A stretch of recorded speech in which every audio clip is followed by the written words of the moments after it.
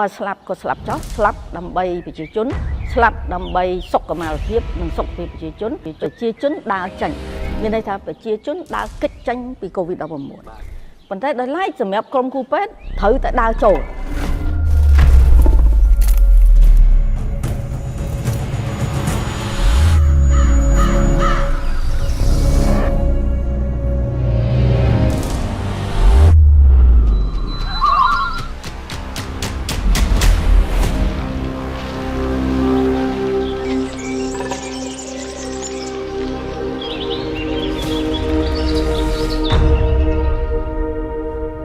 នៅពេលដែលមនុស្សម្នាក់ពោពេញទៅដោយភាពឆ្លាតវៃ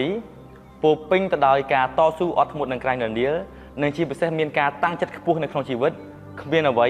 ដែលមិនអាចសម្រេចបាននោះទេជំរាបសួរភ្ញៀវកិត្តិយសអ្នកតាមដានទស្សនាកម្មវិធី The Thomas Show ទីបំផុតកម្មវិធី The Thomas Show រដូវកាលទី5បានមកដល់ហើយ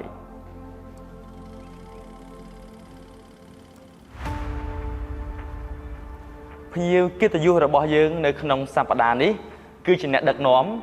និងជាវីរនារីដ៏អស្ចារ្យបំផុតមួយរូបនៅក្នុងប្រវត្តិសាស្ត្ររបស់វិស័យសុខាភិបាលនៃប្រទេសកម្ពុជារបស់យើងលោកជំទាវវិជ្ជបណ្ឌិតគឺជា Scholar របស់ Fulbright ដែលបានទទួលការសិក្សាអប់រំយ៉ាងខ្ពស់ពីសំណាក់សាកលវិទ្យាល័យ Yale University នៅក្នុងវិស័យសុខាភិបាលសាធារណៈលោកជំទាវបានបំពេញកាតព្វកិច្ចនិងភារកិច្ចជាច្រើនជូនប្រទេសកម្ពុជានៅក្នុងនោះមានបុព្វហេតុដ៏ធំមួយដែលខ្ញុំជឿជាក់ថាប្រជាជនកម្ពុជាគ្រប់រូបគួរនឹងមានការដឹងគុណយ៉ាងជ្រាលជ្រៅបំផុតចំពោះលោកជំទាវពោលគឺនៅពេលដែលសកលលោកកំពុងតែជួបប្រទះជាមួយនឹងវិបត្តិជំងឺ COVID-19 លោកជំទាវបានបំពេញកាតព្វកិច្ចជាអ្នកនាំពាក្យនៃក្រសួងសុខាភិបាលនៅក្រោមការដឹកនាំដ៏ឈ្លាសវៃរបស់រដ្ឋាភិបាលប្រទេសកម្ពុជាដែលមានសម្ដេចអគ្គមហាសេនាបតីតេជោហ៊ុនសែនជានាយករដ្ឋមន្ត្រីនៅពេលនោះប្រទេសកម្ពុជាគឺជាប្រទេសដែលឈានមុខគេមួយនៅក្នុងសកលលោកនៅក្នុងការបង្ការការពារនិងជំរុញឲ្យប្រជាជនកម្ពុជារាប់លានអ្នកទទួលបានការចាក់វ៉ាក់សាំងនិងជាពិសេសអាចបង្ការនិងការពារមិនឲ្យមានការឆ្លងនិងការពារមិនឲ្យមានការបាត់បង់ជីវិតរបស់ប្រជាជនកម្ពុជាបានដល់កម្រិតខ្ពស់បំផុតនៅពេលបច្ចុប្បន្នលោកជំទាវវិជ្ជបណ្ឌិតគឺជារដ្ឋលេខាធិការនៃក្រសួងសុខាភិបាលនិងជាប្រធានក្រុមការងារអភិវឌ្ឍនិងអនុវត្តនិងគ្រប់គ្រងនៃការអនុវត្តនៅក្នុងការជំរុញឲ្យមានការថែទាំសុខភាពជាបឋមឲ្យបានកាន់តែច្រើននៅក្នុងប្រទេសកម្ពុជារបស់យើងហើយនៅក្នុង season នេះលោកជំទាវវិជ្ជបណ្ឌិតអាវ៉ាន់ឌិននឹងមានវត្តមាននៅក្នុងកម្មវិធី The Thomas Show Season 5របស់យើង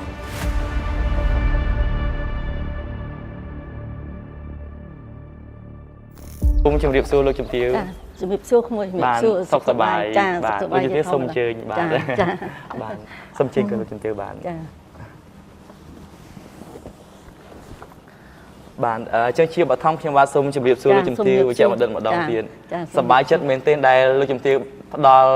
ជាកិត្តិយសចូលរួមក្នុងកម្មវិធីរបស់ក្មួយហើយចង់ជម្រាបសួរតែម្ដងពីព្រោះតែអ្វីដែលលោកជំទាវបានធ្វើកន្លងមកទាំងយុវជនកម្ពុជាជាពិសេសស្ត្រីរួមទាំងក្មួយជាក្មេងប្រុសផងពិតជាមានការស្កោតសរសើរនិងដឹងគុណចំពោះអ្វីដែលលោកជំទាវបានបំពេញកាតព្វកិច្ចជូនប្រទេសកម្ពុជាច្រើនខ្លាំងមែនទែនអញ្ចឹងបកមកតាក់ទងជាមួយនឹងនៅពេលដែលប្រទេសរបស់យើងកំពុងតែជួបវិបត្តិ COVID-19 លោកជំទាវទទួលបន្ទុកខ្ពស់ខ្លាំងមែនទែននៅក្នុងការធ្វើយ៉ាងណាឲ្យប្រជាពលរដ្ឋខ្មែរយើងបានយល់ដឹងអំពីបញ្ហាដែលកំពុងតែរីករាលដាលឲ្យគាត់ចូលរួមទាំងអស់គ្នានៅក្នុងប្រទេសកម្ពុជារបស់យើងដើម្បីប្រយុទ្ធប្រឆាំងនឹងការពារជំងឺ COVID-19 ទាំងអស់គ្នាកាតព្វកិច្ចតែងតែមានប៉ុន្តែភារកិច្ចនិងទំនួលខុសត្រូវក៏ខ្ពស់ដែរតើនៅពេលនោះលោកជំទាវធ្លាប់ទទួលអារម្មណ៍លំបាកខ្លាំងបែបណាដែរនៅក្នុងនាមជាអ្នកដឹកនាំមួយរូបជាអ្នកនាំពាក្យមួយរូបហើយធ្វើកិច្ចការងារដ៏សំខាន់មួយនេះហើយតើលោកជំទាវមានវិធីសាស្ត្របែបណានៅក្នុងការ deal ជាមួយនឹងបញ្ហាទាំងអស់នោះចាជាបឋមសូមជម្រាបសួរក្មួយដែលជាវិធីករហើយថ្ងៃនេះខ្ញុំពិតជាមានកិត្តិយសមែនតើដែលឆ្លៀតពេលដើម្បីមកចូលរួមក្នុងការចែករំលែកចាហើយមុននឹងចាប់ផ្ដើមបង្ហាញអំពីភាពធន់ថប់នេះបាទខ្ញុំចង់បង្ហាញនៅសៀវភៅចាដែលខ្ញុំបានចងក្រងក្នុងរយៈពេល3ឆ្នាំហើយបាទហើយទឹកតែបានចប់រួចរាល់ជាស្ថាពរហើយកំពុងតែស្ថិតក្នុងការបោះពុម្ពបាទហើយសៀវភៅនេះនឹងរំលេចនៅអ្វី ដែលជាកិច្ចការស្ត្រីជាអ្នកនាំពាក្យដែលបានធ្វើនៅក្នុងអំឡុងពេលវិបត្តិ COVID-19 ហើយនៅក្នុងនោះក៏បានបង្ហាញថាតើមានអារម្មណ៍យ៉ាងម៉េចអីយ៉ាងម៉េចហើយនឹងមានការឆ្លងកាត់នៅព្រឹត្តិការណ៍អីធំគឺមាននៅក្នុងសៀវភៅនឹងទាំងអស់អញ្ចឹងបទសម្ភាសន៍ឯនេះมันអាចនឹងរៀបរាប់អស់ទេហើយទស្សនិកជនឬក៏អ្នកតាមដានអាចនឹងស្វែងរកដើម្បីអានជាបន្តដើម្បីជាការរៀនសូត្រដកស្រង់នៅបទពិសោធន៍ផងដែរឆ្លើយតបទៅនឹងសំណួររបស់ក្មួយអំបញ្ញមិញនេះខ្ញុំសូមអនុញ្ញាតជំរាបជូនថាជាការពិតហើយបើយើងនិយាយភាសាសាមញ្ញថាសុកស្រាប់តែលេចចេញនៅបញ្ហា COVID-19 បាទហើយអញ្ចឹងវាធ្វើឲ្យមិនថាតែសម្រាប់តែរូបខ្ញុំទេមានន័យថាអ្នកដឹកនាំទាំងឡាយក៏ដូចជាបងប្អូនប្រជាពលរដ្ឋយើងលោកក៏មានអារម្មណ៍ធុញថប់ចាហើយក៏ធ្លាក់នៅក្នុងសម្ពាធមួយចាដែលទាំងអស់គ្នាត្រូវតែខិតខំព្យាយាមធ្វើម៉េចដើម្បីឆ្លងកាត់ហើយសម្ពាធនេះវាកើតឡើងទៅលើទី1ទៅលើការរស់នៅប្រចាំថ្ងៃរបស់យើងហើយមួយទៀតវាពាក់ព័ន្ធទៅលើសុខុមាលភាពមានន័យថាសុខភាពរបស់យើងនេះតែម្ដងការប៉ះពាល់ទៅលើជីវិតរស់នៅប្រចាំថ្ងៃរបស់យើងគឺដោយសារអីដោយសារវាមានបំរែបំរួលនៃការងាររបស់យើងដោយសារដូចខ្ញុំនិយាយជឿសុកស្រាប់តែថាយើងត្រូវតែរត់យើងត្រូវតែទៅធ្វើនេះយើងត្រូវតែទៅធ្វើនោះចានៅពេលដែលយើងមិនតាន់ទាំងស្គាល់ថាអ្វីទៅដែលជា COVID-19 ហ្នឹងគឺជាសម្ពាធចាជាសម្ពាធអញ្ចឹងយើងត្រូវធ្វើម៉េចដើម្បីយើងអាចចាប់បាននៅបញ្ហាទាំងអស់នោះដើម្បីយកបញ្ហាទាំងអស់នោះឲ្យបកស្រាយឬក៏យកមកបញ្យល់ប្រជាពលរដ្ឋឲ្យបានត្រឹមត្រូវចាមួយទៀតពាក់ព័ន្ធទៅលើដូចខ្ញុំបានជំរាបជូនអញ្ចឹងគឺវាមានហេតុការណ៍សង្គមផ្សេងដែលកើតឡើងនៅពេលនោះដែរចាដែលយើងមិនបានរំពឹងទុកនោះទេចាខ្ញុំលើកឧទាហរណ៍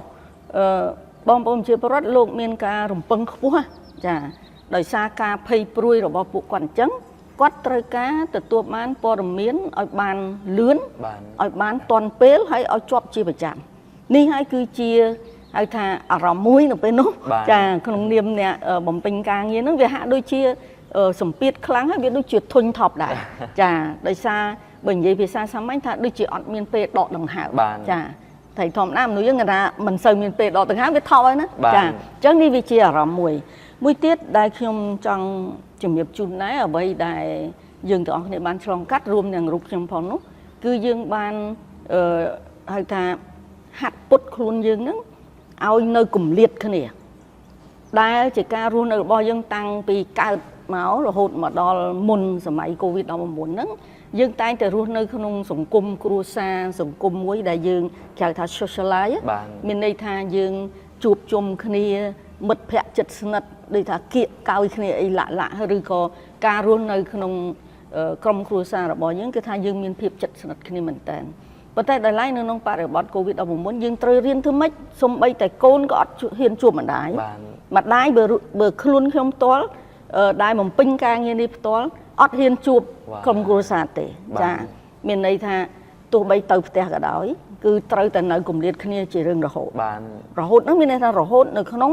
បរិបទ COVID រហូតទៅដល់យើងទប់ស្កាត់បាននៅបញ្ហា COVID-19 នេះអញ្ចឹងនេះវាជាសម្ពាធចិត្តសាស្ត្រមួយដែលយើងត្រូវតែឆ្លងកាត់ហើយដែលធំជាងនោះទៀតដែលយើងមើលឃើញនោះគឺនៅពេលដែលមានការបិទគប់ចាយើងហៅ lockdown ចាឬក៏នៅពេលណាដែល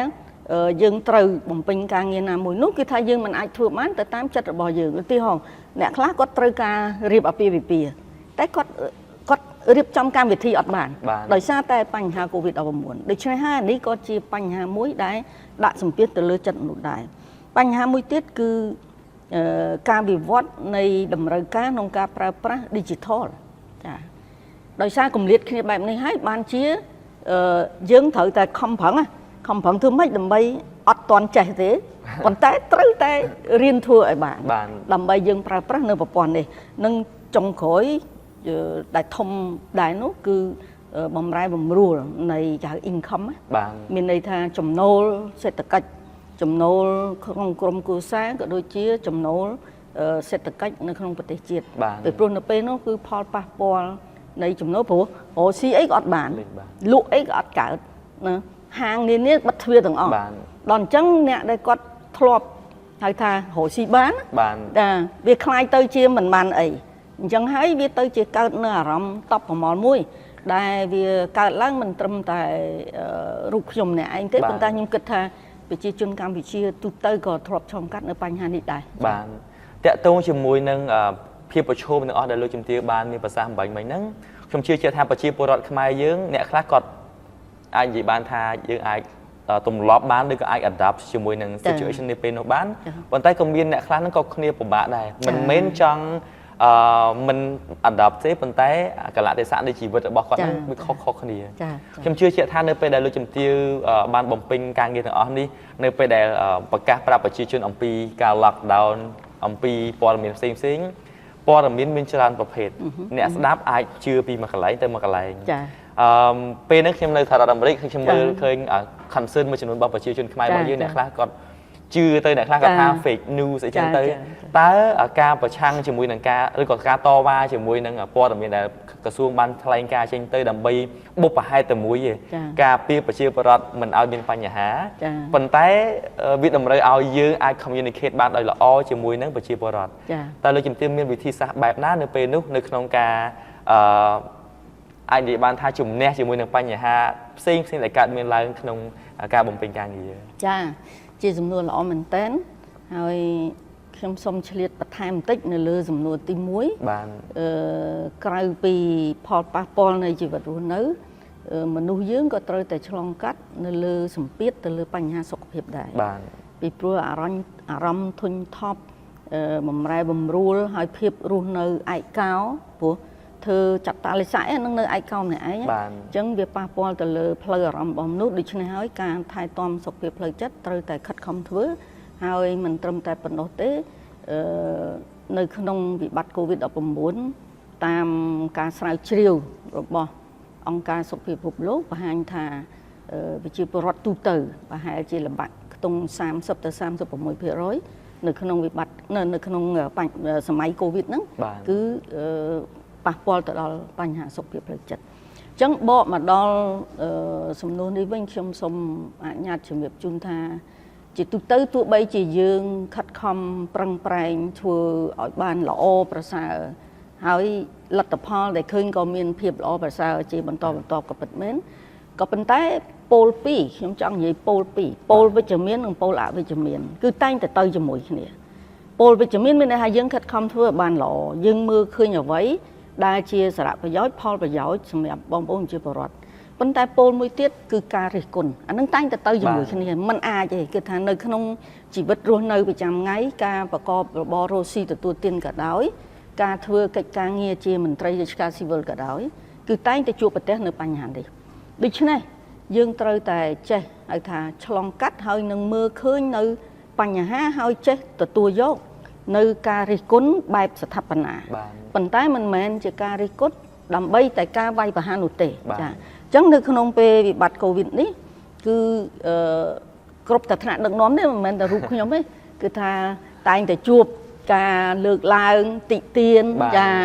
អំពីហេតុអីបានឲ្យខ្ញុំពាក់ម៉ាស់ខ្ញុំលើទេហោ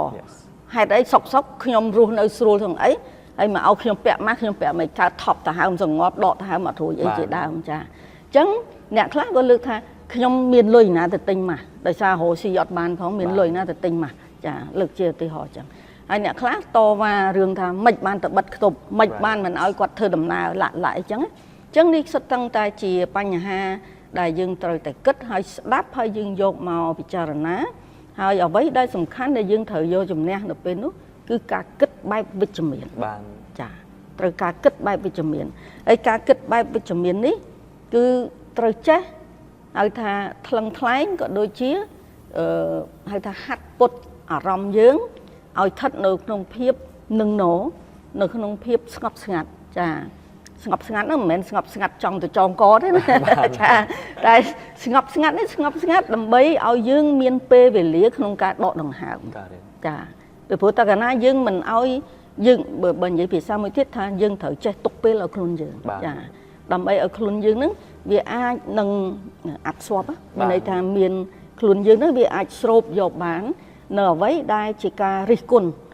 ពីមតិសាធារណៈចាហើយទន្ទឹមនោះអ្វីដែលសំខាន់មួយទៀតជាទូទៅកាលណាមានវិបត្តិអ្វីដែលកើតឡើងព័ត៌មានคล้ายព័ត៌មានប្រឌិតនេះវាតែងតែចេញមកជាមួយគ្នាចា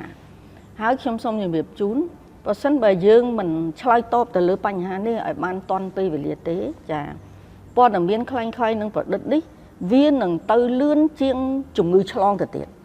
ព្រោះអាព័ត៌មាននេះឆ្លងលឿនជាងជំងឺអានឹងបាត់ពិសោធន៍ដែលខ្ញុំឆ្លងកាត់ចាដោយសារអ្វីមនុស្សនៅពេលដែលគាត់ភ័យនៅពេលដែលគាត់ធុញទ្រាន់នៅពេលដែលគាត់ហៅថាគិតថាហេឥឡូវធ្វើម៉េចដើម្បីកុំឲ្យឆ្លងអ្វីដែលធំនៅពេលកូវីដនោះគឺមនុស្សគិតថាធ្វើម៉េចដើម្បីកុំឲ្យខ្លួនឆ្លងចាកុំឲ្យខ្លួនឈឺអញ្ចឹងហើយគ្រប់ព័ត៌មានដែលគាត់ទទួលបានអ្នកខ្លះក៏ចេះវិភាគអ្នកខ្លះក៏មិនបានវិភាគទេអញ្ចឹងជំនឿរបស់គាត់គឺទៅហើយចាអញ្ចឹងបើសិនបើយើងមិនមានវិធានការខ្លួនយើងនេះដើម្បីថាធ្វើម៉េចដើម្បីទៅជួយគាត់ចាដើម្បីឲ្យគាត់មានការយល់ដឹងនឹងឲ្យបានច្បាស់លាស់នោះទេអញ្ចឹងវានឹងបង្កើតនៅភាសាអង់គ្លេសគេថា chaos មានន័យថាភាពច្បោកច្បល់ក្នុងសង្គមខ្ញុំលើកឧទាហរណ៍សុកស្រាប់តែមានព័ត៌មានចេញភ្លាមនឹងថាមិនបាច់ពាក់ម៉ាស់មិនបាច់លាងដៃមិនបាច់អីទេចាមានន័យថា3ការពារ3កុំមកយើងមិនបាច់អនុវត្តទេងាយស្រួលណាអា virus ហ្នឹងដោយសារខ្ញុំ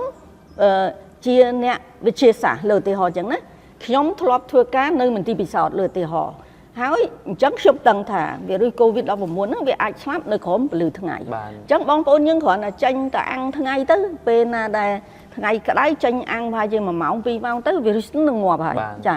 ហើយដល់មិនបាច់ធ្វើអ្វីទេអញ្ចឹងនៅពេលនោះបើសិនមកយើងមិនព្រមចេញទៅបញ្យលប្រជាពលរដ្ឋភ្លាមនោះទេហើយអត់ទុកទេការងារគឺត្រូវតែធ្វើភ្លាមអញ្ចឹងធ្វើឲ្យប្រជាពលរដ្ឋលោកជឿដល់ជឿនាំគ្នាចេញទៅអាំងថ្ងៃសួរថាតើ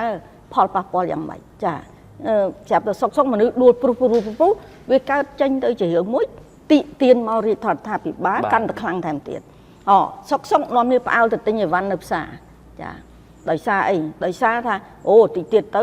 ទិញអីវ៉ាន់ក៏មិនបានធ្វើអីក៏មិនបានអស់ម្ហូបអាហារអញ្ចឹងនាំគ្នាស្តុកម្ហូបអាហារហើយនៅក្រៅប្រទេសបើក្មួយនិយាយថាក្មួយនៅសហរដ្ឋអាមេរិកមានផ្អើលទិញกระดาษចាกระดาษអនាម័យចាกระดาษអនាម័យទៀតនោះចាចឹងឡើយនេះយើងត្រូវតែចេញភ្លាមខ្ញុំចាំគឺនេះគឺជារឿងពិតដែលបានជាក់ស្ដែងដែលបានកើតឡើងមួយទៀតគឺថាយើងត្រូវចេះស្វែងរកការគ្រប់គ្រងពីក្រុមគ្រួសារពីអ្នកជិតខាងពីមិត្តភ័ក្តិណាដែលយើងជឿទុកចិត្តបានហើយការគ្រប់គ្រងនេះយើងត្រូវតែស្វែងរកសម្រាប់អ្នកដែលមានគំនិតវិជ្ជមានដែរបើសិនបើយើងទៅជួបជាមួយអ្នកដែលអវិជ្ជមានទៀតអានឹងទៅហើយឧទាហរណ៍ថាមានកិច្ចការមួយដែលលំបាកយើងសឹងថាយើងបោះបង់ការងារនឹងចោលហើយតែស្រាប់តែយើងទៅជួបបុគ្គលដែលថាអូបើពិបាកចឹងឈប់ណាអានឹងជាអ្នកគិតអវិជ្ជមានណាចាប៉ុន្តែបើសិនជាយើងទៅជួបអ្នកវិជ្ជមានវិញគេនឹងបង្ហើបគេនឹងបង្ហាញផ្លូវយើងអំពីថាតើយើងគួរគិតបែបណាដើម្បីយើងអាចបោះជំហានទៅមុខបានដោយមិនត្រូវបោះបង់នៅកិច្ចការងារនឹងចោលទេអញ្ចឹងនេះវាជារឿងមួយខុសគ្នាចឹងហើយបានជាចាំបាច់ណាស់នៅពេលដែលលំបាកត្រូវតែស្វែងរកការគ្រប់គ្រងហើយនឹងជួបអ្នកដែលមានគំនិតជាវិជ្ជមានទន្ទឹមនឹងនោះទៀតត្រូវតែចេះបង្កើតនៅកម្មវិធីអីដូចថាស្ដាប់ភ្លេងឬក៏ពេលខ្លះសូមអធិស្ឋានខ្ញុំរាំលេងបានចាក់ភ្លេងហ្នឹងយើងរាំលេងមកសន្ទុះទៅឲ្យបែកញើសអីដូចយើងហាត់ប្រាំអញ្ចឹងចាដល់អញ្ចឹងវា relax អារម្មណ៍យើងវាធ្វើអារម្មណ៍យើងស្ងប់វាធ្វើអារម្មណ៍យើងស្រស់ស្រាយមកវិញអញ្ចឹងធម្មតាកាលណាស្ងប់ស្រស់ស្រាយយើងអាចមានពេលវេលានៅក្នុងការគិតបន្ថែមទៅទៀតដើម្បីធ្វើដំណើរទៅមុខហើយអ្វីមួយទៀតដែលខ្ញុំចង់លើកជូនគឺថាសំខាន់ណាស់កន្លែងហ្នឹងគឺត្រូវចេះថែទាំសុខភាពខ្លួនឯងព្រោះអីបើសិនបើយើងមិនថែទាំទេបើសិនជាយើងឈឺបាត់ទៅហើយមាននរណាទៅធ្វើការងារនឹងជាបន្តទៀតមានដែរមិនមែនអត់ទេប៉ុន្តែយើងគឺជាអ្នកមួយក្នុងចំណោមអ្នកដឹកនាំដទៃទៀតដើម្បីចូលរួមចំណែកនៅក្នុងការជួយពីព្រោះនៅពេលនោះយើងត្រូវការឲ្យមានកម្លាំងរួមគ្នាចាអញ្ចឹងបើសិនបើយើងកំពុងតែធ្វើការងារហ្នឹងតែដល់យើងអត់ចេះថែទាំសុខភាពយើងឈឺយើងធ្លាក់ខ្លួនឈឺដល់អញ្ចឹងទៅវាធ្វើឲ្យមានហៅថាប្រឡោះប្រហោងនៅពេលនោះនៅក្នុងការជួយទៅដល់បងប្អូនប្រជាពលរដ្ឋហើយចុងក្រោយអ្វីដែលខ្ញុំចង់លើកជូនអត់មានអីធំជាងការបដិញ្ញាចិត្តហើយនឹងភាពអត់ធ្មត់ របស់យើងនោះទេចា៎ បាទអរគុណមែនទែនសម្រាប់ប្រសាសន៍ដ៏ល្អរបស់លោកជំទាវខ្ញុំសូម្បីតែខ្ញុំខ្លួនឯងផ្ទាល់ក៏បានរៀនសូត្រច្រើនមែនទែនហើយជាពិសេសគឺសិល្បៈនៅក្នុងការដោះស្រាយបញ្ហាប្រឈមជាមួយនឹងបញ្ហាដែលខ្លួនឯងកំពុងតែជួបប្រទះប៉ុន្តែចង់ដឹងដែរពីព្រោះខ្ញុំជឿជាក់ថានៅក្នុងកលៈណាមួយនៅក្នុងអាជីពការងារវាមានអាចនឹងដល់ដំណាក់កាលមួយដែលវាដល់សម្ពាធខ្លាំងមែនទែនចង់ដឹងថាតើក្នុងរយៈពេល COVID-19 លោកជំទាវមានដល់កម្រិតណាមួយដែលមានអារម្មណ៍ថាដល់កមែនទែនសឹងទៅថាចង់បោះបង់ចោលឬក៏ពិបាកនៅក្នុងការទទួលយកហើយតើលោកជំទាវដោះស្រាយដោយរបៀបណាដែរកន្លែងនេះសំខាន់ណាស់ចាហើយខ្ញុំជឿថាវាមិនមែនកើតឡើងសម្រាប់តែរូបខ្ញុំទេខ្ញុំគិតថាអ្នកទទួលខុសត្រូវដទៃទៀតក៏គាត់មានបញ្ហានេះដូចគ្នាទេចាប៉ុន្តែអ្វីដែលសំខាន់ដូចខ្ញុំជម្រាបជូនខ្ញុំបានឆ្លងកាត់នៅបញ្ហានេះពីរធំទី1គឺសម័យប៉ុលពតហើយនឹងទី2ហ្នឹងគឺសម័យ Covid ហ្នឹងយើងឲ្យសម័យ Covid ឥឡូវចាសម័យប៉ុលពតហើយពេលហ្នឹងគឺអ្វីដែលបានខ្ញុំឆ្លងកាត់ហ្នឹងគឺប្រហាក់ប្រហែលគ្នាប្រហាក់ប្រហែលយ៉ាងម៉េចទឹកចិត្តយើងអារម្មណ៍របស់យើងនៅពេលហ្នឹងកើតឡើងគឺប្រហាក់ប្រហែលគ្នាគឺអ្វីគឺការបដិញ្ញាចិត្តធំចាដោយសារយើងត្រូវមើលឃើញថាអ្វីដែលយើងកំពុងធ្វើបើយើងនិយាយក្នុងបរិបទ COVID-19 នេះអ្វីដែលយើងធ្វើយើងត្រូវគិតអំពីអាយុជីវិតការជួយសង្គ្រោះអាយុជីវិតប្រជាពលរដ្ឋបាទហើយខ្ញុំនិយាយបែបនេះដោយសាររូបខ្ញុំក៏ជាវិជ្ជបណ្ឌិតមួយរូបដែរបាទហើយជាទូទៅកាលណាជាគ្រូពេទ្យគឺមានក្រមសីលធម៌វិជ្ជាជីវៈហើយក៏មានទឹកចិត្តសន្តោសប្រណីមេត្តាករុណាអីឡាក់អីចឹងចាដូច្នេះហើយយើងត្រូវគិតថាបើសិនបើយើងមិនចូលរួមបដូរផ្ដាច់នៅក្នុងការធ្វើការងារនេះទេតើអាចទេ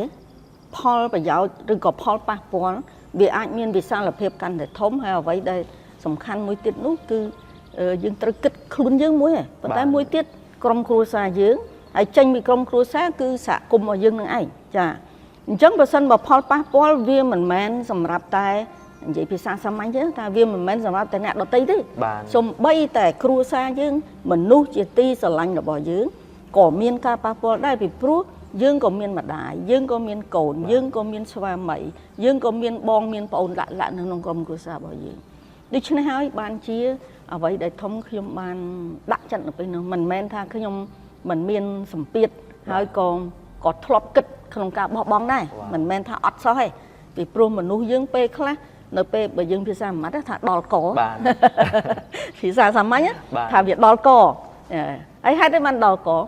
សំខាន់ផុតគឺអត់បានសម្រាកនេះឯងធ្វើការសឹងតែ24ម៉ោងទល់24ម៉ោងចាប៉ុន្តែបើយើងមើលបែបជាវិជ្ជមានទៅវិញថាអ្វីដែលជាទង្វើរបស់យើងប្រសិនបើយើងជួយអាយុជីវិតមនុស្សរស់បានស្មើនឹងយើងធ្វើបុណ្យរាប់ម៉ឺនវត្តនោះបាទអានេះបើយើងគិតទាញទៅតាមបែបជា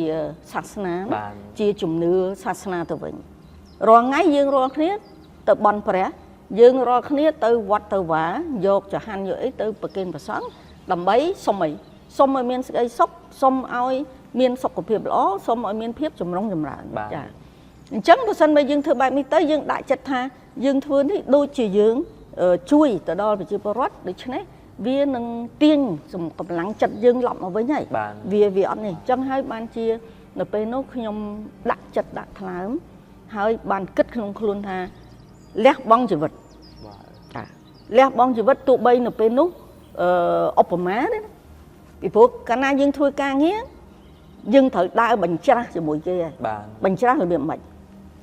មានភាសាមួយនិយាយថានៅក្នុងបរិបទនៅក្នុងសម័យ COVID-19 ចា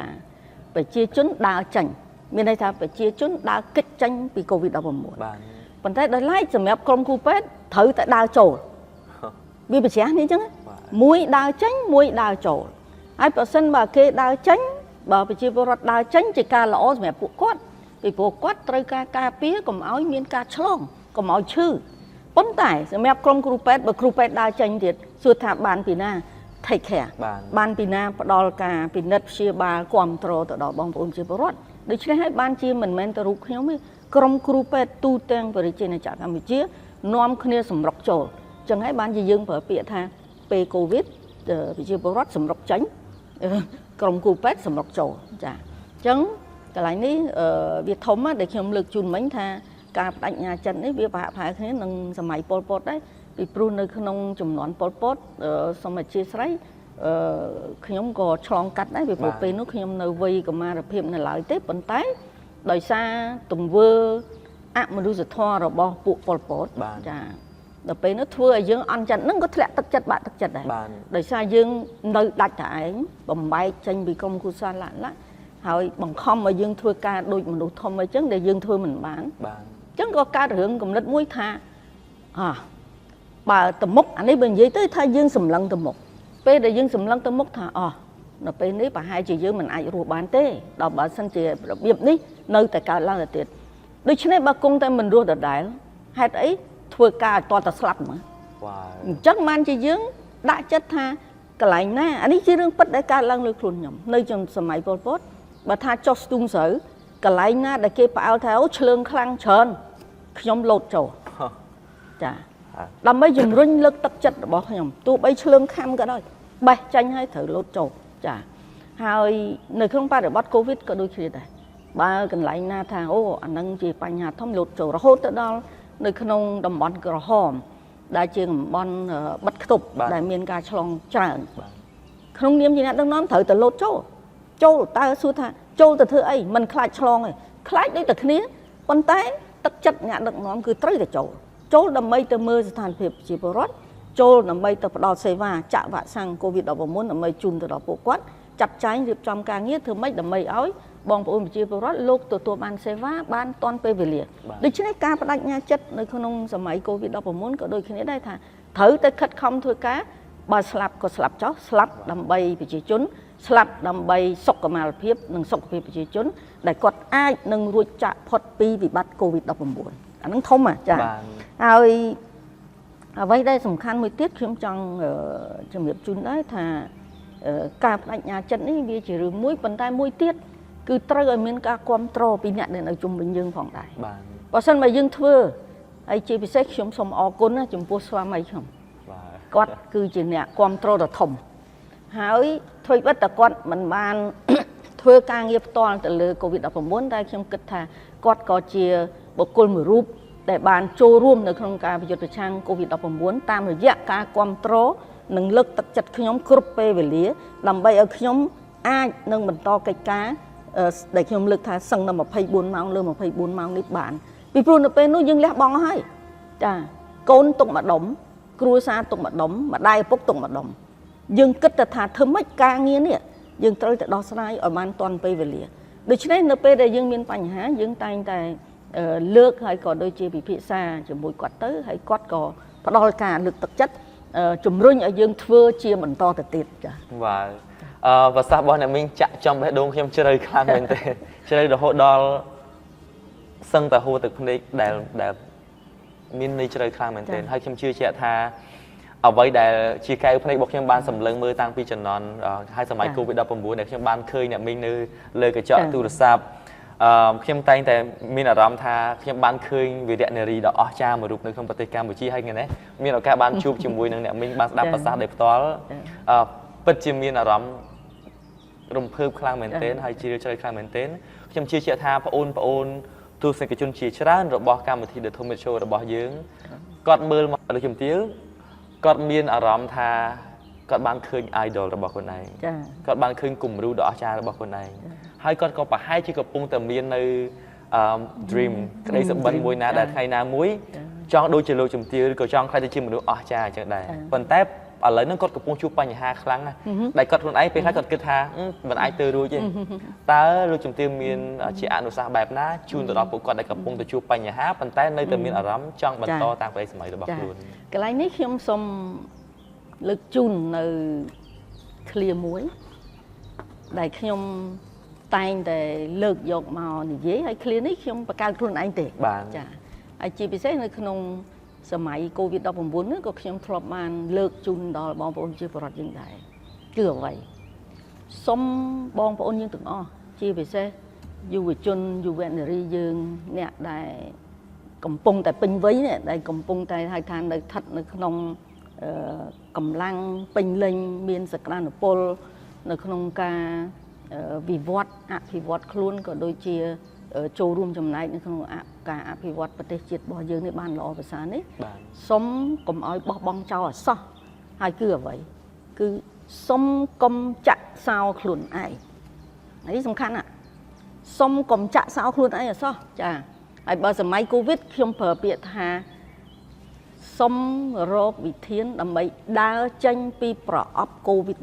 -19មានន័យថាកុំឲ្យដាក់ខ្លួនយើងនេះចងនៅក្នុងតែប្រអប់កូវីដ-19ព្រោះអ្នកខ្លះមើលទៅដូចស្មុកណាទៅណាមួយទេ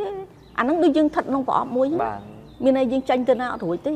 ប៉ុន្តែបើសិនបើយើងដាក់ចិត្តមួយដែលយើងគិតគូរឲ្យបានវែងឆ្ងាយហើយមានគោលបំណងច្បាស់លាស់អាហ្នឹងសំខាន់គោលបំណងច្បាស់លាស់ផែនការត្រឹមត្រូវចាហើយយើងត្រូវតែចេះស្វែងរកផ្លូវដើម្បីដើរចេញដូច្នេះហើយកុំចាក់សោខ្លួនឯងកុំយកបញ្ហាដែលយើងជួបប្រទះចាចាត់ទុកថាជាទីបញ្ចប់នៃការងាររបស់យើងត្រូវចងចាំថាមិនមានអ្នកជោគជ័យណាមួយដែលមិនជួបបញ្ហាគឺមិនមានទេបាទអ្នកកាន់តែជោគជ័យខ្លាំងគឺបុគ្គលនោះគាត់ជួបបញ្ហាកាន់តែច្រើនឥឡូវយើងមើលចាក់មកបាទណាក្មួយឃើញទេគាត់មិនមែនសុកគាត់ខ្លាយទៅជាមហាសេដ្ឋីអញ្ចឹងទេមុនគាត់ទៅជាមហាសេដ្ឋីសួរថាតើគាត់ជួបប្រទះនៅបញ្ហាអ្វីខ្លះនៅក្នុងជីវិតដែលគាត់ខិតខំឆ្លងកាត់នេះដូច្នេះហើយសូមបងប្អូនយើងលោកមានអារម្មណ៍ជឿទុកចិត្តខ្លួនឯងអ្វីដែលសំខាន់ណាកុំបោះបង់ខ្លួនចោលបាទយើងត្រូវគិតថាបញ្ហាតែងតែកើតមាននៅក្នុងជីវិតរស់នៅប្រចាំថ្ងៃបញ្ហាគឺជាដំណើរការនៃការវិវត្តនិងអភិវឌ្ឍរបស់យើងនេះសំខាន់ណាកុំមើលបញ្ហាថាជាបញ្ហាអញ្ចឹងនៅពេលដែលមានបញ្ហាយើងត្រូវគិតថាផ្ដោតអារម្មណ៍របស់យើងទៅលើដំណោះស្រាយនៃបញ្ហាជាជាងយើងទុកអារម្មណ៍យើងចងខួរក្បាលយើងថ្ងៃណាក៏គិតទៅរឿងបញ្ហាថ្ងៃណាក៏បញ្ហាថ្ងៃណាក៏បញ្ហាវាកើតទៅជារឿងតូចចិត្តអីខ្មិចក៏ខ្ញុំនឹងខុសគេមិនក៏ខ្ញុំនឹងមិនចេះមិនក៏ខ្ញុំនឹងមិនមានមិនក៏ខ្ញុំនឹងវាហៅថាកំសត់អីខ្លាំងម្លេះអីចឹងណាចាអញ្ចឹងយើងកុំគិតរឿងអស់ហ្នឹងអ្វីដែលយើងត្រូវគិតថាឥឡូវបើយើងឥឡូវខ្ញុំលើកឧទាហរណ៍ថានៅក្នុងសម័យកូវីដ-19យើងប្រកបបររុស្ស៊ីអត់បានបាទចាពីព្រោះតែកាលណាយើងបើករុស្ស៊ីធម្មតាវានឹងទៅជាឈ្នួនទៅជាកន្លែងដែលបង្កឲ្យមានការចម្លងនៅកូវីដ-19អញ្ចឹងធ្វើម៉េចយើងអត់រុស្ស៊ីរហូតទេវាអត់បានទេចា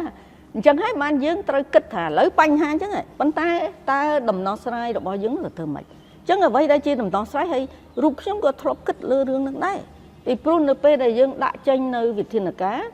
យើងត្រូវស្ដាប់អំពីប្រជាពលរដ្ឋយើងត្រូវមើលថាតើអ្វីខ្លះដែលប៉ះពាល់ទៅលើដំណើរការរស់នៅជាប្រចាំថ្ងៃរបស់ប្រជាពលរដ្ឋ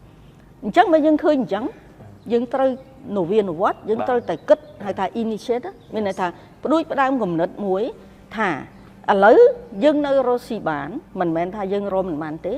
ប៉ុន្តែមុននឹងបើកឡើងវិញនៅការប្រកបរបររុស្ស៊ីទទួលទាននេះត្រូវដាក់នៅវិធានការការពារចាឧទាហរណ៍បើអតិថិជនចូលកន្លែងហ្នឹងដែលពីមុនយើងអត់ដែលខ្វល់រឿងពាក់ម៉ាស់ប៉ុន្តែនៅពេលដែលកូវីដ-19នៅពេលដែលយើងឲ្យអតិថិជនចូលមកកន្លែងយើងជំរាបគាត់ស្នើគាត់ឲ្យគាត់ពាក់ម៉ាស់ឲ្យជាដើមហើយស្ថិតនៅក្នុងគម្លាតគ្នា1ម៉ែត្រកន្លះអញ្ចឹងទៅចាហើយយើងនៅតែលក់ដូរបានដូចតែគ្នាអញ្ចឹងវាអត់មានបញ្ហាអីអញ្ចឹងនេះគឺជាគំនិតមួយដែលខ្ញុំជំរាបជូនថាគ្មានបញ្ហាណាដែលថាយើងមិនមានដំណោះស្រាយទេលើកលែងតែយើងមិនព្រមដោះស្រាយប៉ុន្តែបើយើងដាក់ចិត្តថាយើងដោះស្រាយខ្ញុំគិតថាយើងនឹងដោះស្រាយបានដូច្នេះចំណុចនេះធំណាសូមបងប្អូនយើងកុំហៅថាកុំឡក់ខ្លួនឯងកុំឲ្យទុកខ្លួនឯងហ្នឹងឲ្យស្ថិតនៅកន្លែងមួយដែលវាមិនមានផ្លូវដើរចាអញ្ចឹងបើសិនបើថាធ្លាប់ចាក់សោខ្លួនឯងហើយអញ្ចឹងត្រូវរកកូនសោមកចាក់ខ្លួនឯងហ្នឹងឲ្យចេញពីកន្លែងហ្នឹងវិញចាអញ្ចឹងកន្លែងនេះឯងដែលខ្ញុំចង់ជំរាបជូនថាបងប្អូនយើងលោកត្រូវតែដាក់ចិត្តដាក់ថ្លើមហើយជាពិសេសទៀតកុំខ្មាស់អៀនក្នុងការស្វែងរកការគ្រប់គ្រងបាទអាហ្នឹងសំខាន់មួយទៀតពេលខ្លះស្មុគចង់ដោះវាមិនចាញ់គិតវាមិនចាញ់អញ្ចឹងត្រូវមានគំនិតមួយទៀតថាយើងនឹងគេថា call for help មានន័យថាយើងត្រូវចេះស្វែងរកអ្នកណាដែលអាចជួយ គ្រប់គ្រងយើងបានហើយអាចជួយនាំផ្លូវយើងបានអញ្ចឹងឡើយនេះយើងអាចពិភាក្សាយើងអាចពិគ្រោះយើងអាចទៅរៀនសូត្របានពីអ្នកដែលគាត់មានបទពិសោធន៍ល្អគាត់អាចបើកផ្លូវឲ្យយើងចាដូចខ្ញុំជម្រាបជូនមិញអញ្ចឹងអ្នកលក់ដូរស្មុកលក់មិនចាញ់តែដល់មានអ្នកបើកផ្លូវថាហេអ្នកឯងលក់បានតើប៉ុន្តែអ្នកឯងគ្រាន់តែរៀបចំចេះអូធ្វើបានតើដល់ធ្វើបានគាត់នាំនេះធ្វើទៅគឺអាចដំណើរការទៅមុខបានអញ្ចឹងឡើយនេះការស្វែងរកការគ្រប់គ្រងពីអ្នកដែលមានគំនិតវិជ្ជមានហើយក៏ដូចជាការគ្រប់គ្រងពីហៅថាអ្នកដែលមានបទពិសោធន៍ទៅលើការងារអស់នេះវានឹងជួយយើងបានដើម្បីបើកផ្លូវឲ្យយើងដើរបន្តមានន័យថាបន្តទៅមុខទៀតណាកុំឲ្យវាកាំងនៅតែមួយកន្លែងនៅក្នុងការអនុវត្តកិច្ចការដ៏មានសារៈសំខាន់ជាពិសេសនៅក្នុងហៅថាភាពអាសន្នចាសំខាន់ណាស់ហ្នឹងនៅក្នុងភាពអាសន្នសុខភាពសាធារណៈនេះសំខាន់បំផុតថ្នាក់ដឹកនាំខ្ញុំសូមជម្រាបជូនថាយើងត្រូវធ្វើជាគំរូគេឧបមាថាតម្រូវការនៃការពាក់ម៉ាស់តែបើយើងមិនព្រមពាក់ម៉ាស់សួរថាអ្នកណាធ្វើបានចាអញ្ចឹងយើងត្រូវតែពាក់ម៉ាស់ដើម្បីបង្ហាញដល់បងប្អូនប្រជាពលរដ្ឋអញ្ចឹងឲ្យពេលខ្លះក្មួយមានឃើញទេថានៅក្នុងបទសម្ភាសន៍ខ្លះពិធីការនេះគាត់ពាក់ម៉ាស់បានតែខ្ញុំពាក់ចាពេលខ្លះគាត់ស្នើសុំឲ្យខ្ញុំដោះម៉ាស់ខ្ញុំស្នើសុំទៅគាត់វិញសុំឲ្យពាក់ម៉ាស់បានហ្នឹងវាមានអញ្ចឹងចាអញ្ចឹងហេតុអីបានអញ្ចឹងពីព្រោះយើងត្រូវបង្ហាញទៅដល់សាធារណមតិថាសំបីតែខ្លួនយើងក៏យើងត្រូវតែប្រកាន់ខ្ជាប់ដើម្បីធ្វើម៉េចឲ្យคล้ายទៅជាគំរូគេចាក់វ៉ាក់សាំងចេញឲ្យថាវិធានការមួយដែលជាវិធានការដែលយើងគិតថាស័ក្តិសិទ្ធិភាពមានប្រសិទ្ធភាពខ្ពស់នោះគឺការចាក់វ៉ាក់សាំង COVID-19 បានប៉ុន្តែនៅពេលចេញដំបូងអត់មានអ្នកដូចថាមានអារម្មណ៍ចង់ចាក់ចាយើងហៅថា vaccine hesitancy មានន័យថាភាពរញើបរញើមនៅក្នុងការទទួលយកនៅវ៉ាក់សាំងអញ្ចឹងបើអញ្ចឹងសួរថាតើយើងត្រូវឡុកខ្លួនយើងមិនបាច់ធ្វើអីទុកឲ្យប្រជាពលរដ្ឋមិនបាច់ចាក់វ៉ាក់សាំងអញ្ចឹងវ៉ាក់សាំងមកយកទៅណាហើយអញ្ចឹងបញ្ហាយើងដោះស្រាយអត់បានអាការឆ្លងនៅតែឆ្លងឡាក់អញ្ចឹងហើយយើងត្រូវរកវិធានធ្វើម៉េចដើម្បីឲ្យខ្ញុំច្រើនដាក់ថា vaccine hesitancy versus vaccine acceptance មានន័យថាភាព hesitancy ភាពញើសញើមហ្នឹងត្រូវធ្វើម៉េចដើម្បីឲ្យប្រជាពលរដ្ឋហ្នឹងអាចទទួលយកបានទៅវិញអញ្ចឹងអ្វីដែលសំខាន់ធ្វើម៉េចត្រូវធ្វើគំរូគេវ៉ាក់សាំងមកទៅចាក់មុនគេចាបង្ហាញគេឃើញណាស់ណែខ្ញុំពិតជាចាក់ខ្លួនខ្ញុំហ្នឹងពីព្រោះមិនមែនការពារតែអ្នកដែលនៅជុំវិញយើងទេពីព្រោះខ្លួនយើងដែលយើងធ្វើការងារដែលខ្ញុំថាយើងលោតចូលសម្រុកចូលហ្នឹងអញ្ចឹងវាត្រូវតែមានវិធានការនៅក្នុងការការពារខ្លួនសម្រុកចូលដោយមិនការពារខ្លួនដូចយកខ្លួនទៅស្លាប់បានអញ្ចឹងហើយទន្ទឹមយើងសម្រុកចូលហើយប៉ុន្តែក្រុមគ្រូពេទ្យទាំងអស់ត្រូវតែការពារខ្លួនអញ្ចឹងហើយក្មួយមានឆ្ងល់ហេតុអីបានជាគេឲ្យអតិភិបទី1ទៅលើក្រុមគ្រូពេទ្យបានដោយសារក្រុមគ្រូពេទ្យគាត់សម្រុកចូលគាត់សម្រុកចូលគាត់ប៉ះជាមួយនឹងvirus COVID-19 នឹងញឹកញាប់ជារៀងរាល់ថ្ងៃបានអញ្ចឹងហើយបើសិនបើយើងមិនការពារក្រុមគ្រូពេទ្យជាមុនទេនៅពេលដែលបងប្អូនប្រជាពលរដ្ឋឈឺខ្ញុំលើកខាងដើមហើយតើបានយ៉ាងណាដើម្បីទៅជួយ take care ទៅដល់បងប្អូនប្រជាពលរដ្ឋអញ្ចឹងហើយបានជាអតិភិបនៅពេលនោះយើងក៏ទទួលបាននឹងបកទៅលើការរិះគន់ចាទទួលពីមតិអវិជ្ជមានមួយចំនួនថាយើងប្រកាន់យើងហៅថារើសអើងបានណាគិតស្មាតទោសភាសាសាមញ្ញណាថាគិតតែគ្នាឯងអត់គិតអ្នកដទៃណាដោយសារពេទ្យគ្នាឯងឲ្យវ៉ាក់សាំងចាក់តែគ្នាឯងលើទីហោអញ្ចឹងណាវាមិនមែនជាបែបនោះទេអញ្ចឹងបើសិនបើអញ្ចឹងតែយើងត្រូវធ្វើម៉េចអញ្ចឹងយើងត្រូវតែចេះបញ្យល់ទៅដល់បងប្អូនប្រជាពលរដ្ឋវិញឲ្យមានហៅថាភាពតត្តភាពជាក់ស្ដែងបែបវិទ្យាសាស្ត្របែបវិទ្យាសាស្ត្រហើយត្រូវឲ្យមានហៅថាឯកសារយោង reference បានត្រូវឲ្យមានឯកសារយោងនឹងត្រឹមត្រូវហើយជាពិសេសទៀតនោះគឺត្រូវចេះចងនេះខ្ញុំនិយាយទាញទៅឆ្ងាយតិចហើយចាប៉ុន្តែខ្ញុំជឿថាក្មួយនឹងដេញសួរឲ្យមិននេះទេចាយើងត្រូវចេះហៅថាណែពង្រឹងនៅកិច្ចសហការនិងកិច្ចសហប្រតិបត្តិការចាដើម្បីធ្វើម៉េចពីព្រោះការងារនេះយើងធ្វើម្នាក់ឯងជាមួយនឹងយើងប្រមូលគ្នាធ្វើសុទ្ធថាមួយណាល្អការដែលយើងធ្វើម្នាក់ឯងនឹងប្រមូលគ្នាមកជួយធ្វើយើងវានឹងបង្ហាញអំពីភាពរឹងមាំ បន្ថែមទៀតទៅលើកិច្ចការងារដែលយើងកំពុងធ្វើឧទាហរណ៍ថាដើម្បីរឹតតែបញ្ជាក់អំពីសារៈប្រយោជន៍នៃការចាក់វ៉ាក់សាំង COVID-19 ខ្ញុំលើកជូនចាអញ្ចឹងមានអីយើងត្រូវតែទាញនៅអង្គការណាដែលជាអង្គការដែលជាបច្ចេកទេសខ្លាំងមានណាខ្លាំងជាងអង្គការសុខភាពពិភពលោកយើងឃើញមើលយើងមើលសុខភាពពិភពលោកឃើញទេអញ្ចឹងយើងត្រូវតែហៅថាពួតដៃគ្នាហៅថា partnership ចាឲ្យ strong ឲ្យខ្លាំងជាមួយនឹងអង្គការសុខភាពពិភពលោកអញ្ចឹងបងប្អូនយើងឃើញហេតុអីជំនាន់ហ្នឹងខ្ញុំដើរជាមួយអង្គការសុខភាពពិភពលោកឃើញដើម្បីទីមួយយើងអាចរៀនសូត្របានអំពីបច្ចេកទេសបច្ចេកវិទ្យាអីទំនើបអីដែលគេមានគេអាចចែកម្លែកឲ្យយើងទីពីរទៀតបង្ហាញអំពីថាណែការងារដែលយើងធ្វើមិនមែនកម្ពុជាធ្វើតែម្នាក់ឯងទេគឺមានការចូលរួមនិងមានការទទួលស្គាល់ពីឆាកអន្តរជាតិចាទី3ផ្ដល់នៅទំនុកចិត្តទៅដល់បងប្អូនប្រជាពលរដ្ឋថាការងារដែលយើងធ្វើចាមានការពិភាក្សាគ្នាហើយក៏ដូចជាការទទួលស្គាល់ពីស្ថាប័នអន្តរជាតិចាហើយអ្វីដែលសំខាន់ទៀតនោះនៅក្នុងកិច្ចការរបស់យើងនេះយើងត្រូវតែខិតខំធ្វើយ៉ាងណាដើម្បីលើកតម្កើងកិត្តិយសនិងកិត្តិនាមប្រទេសកម្ពុជាចាដូចក្មួយទំលើកជំរាបដែលមានប្រសាសន៍ខាងដើមណាចាគឺយើងត្រូវតែខិតខំធ្វើម៉េចដើម្បីឲ្យវិវត្តទៅរកភាពជោគជ័យហើយបង្ហាញនៅឆាកអន្តរជាតិថាប្រជាណាចក្រកម្ពុជាក្រោមការដឹកនាំរបស់សម្ដេចអគ្គមហាសេនាបតីតេជោ ហ៊ុនសែននាយករដ្ឋមន្ត្រីនាពេលនោះនាសម័យកូវីដនោះចាលោកមានភាពខ្លាំងលោកអាចចាត់ចែងលោកអាចដឹកនាំនៅក្នុងការប្រយុទ្ធប្រឆាំងទៅនឹងកូវីដ -19 បានជោគជ័យហើយអ្វីដែលសំខាន់ទៀតនោះជាក់ស្ដែងគឺលទ្ធផលនៃការចាក់វ៉ាក់សាំងកូវីដ -19 នេះ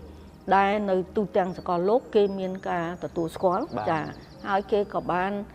ស្នើសុំឲ្យកម្ពុជាចែករំលែកនៅបទពិសោធន៍ជាច្រើនជាមួយនឹងអន្តរជាតិផងដែរបានមានសុភាសិតអង់គ្លេសមួយដែលគេនិយាយថា you can hate me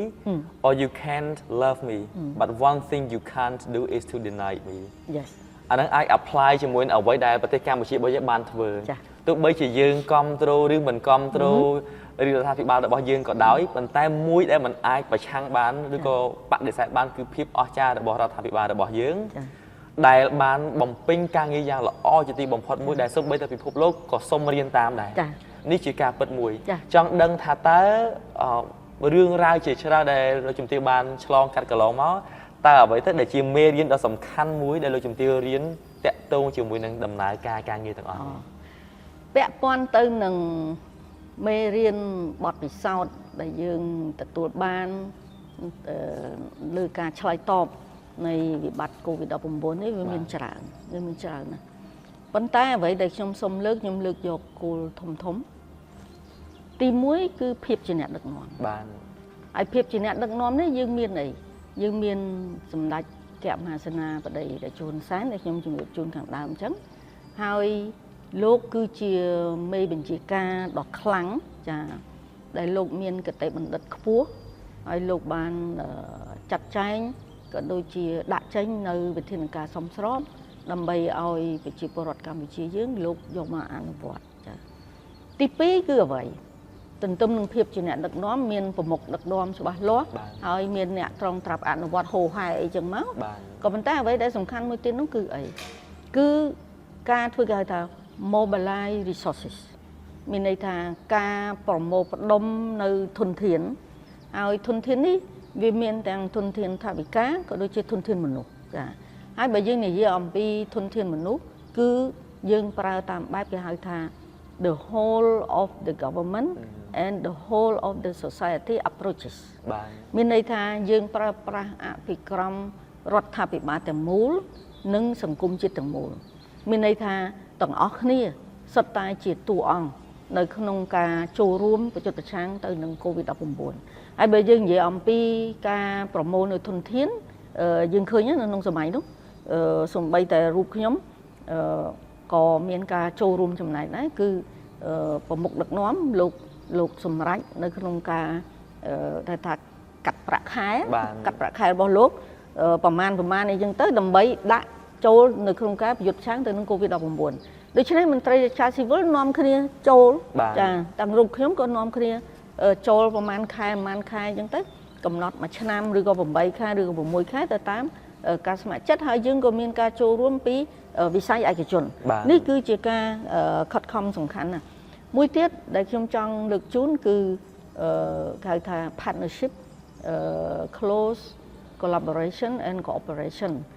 ដែលឈរនៅលើអីនៅលើគេហៅថា multilateralism មានន័យថា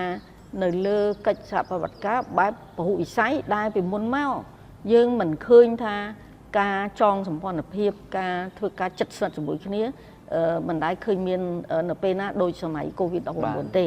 មានន័យថានៅក្នុងការឆ្លើយតបទៅនឹង COVID-19 នេះគឺថាគ្រប់គ្នាត្រូវតែជួយគ្នា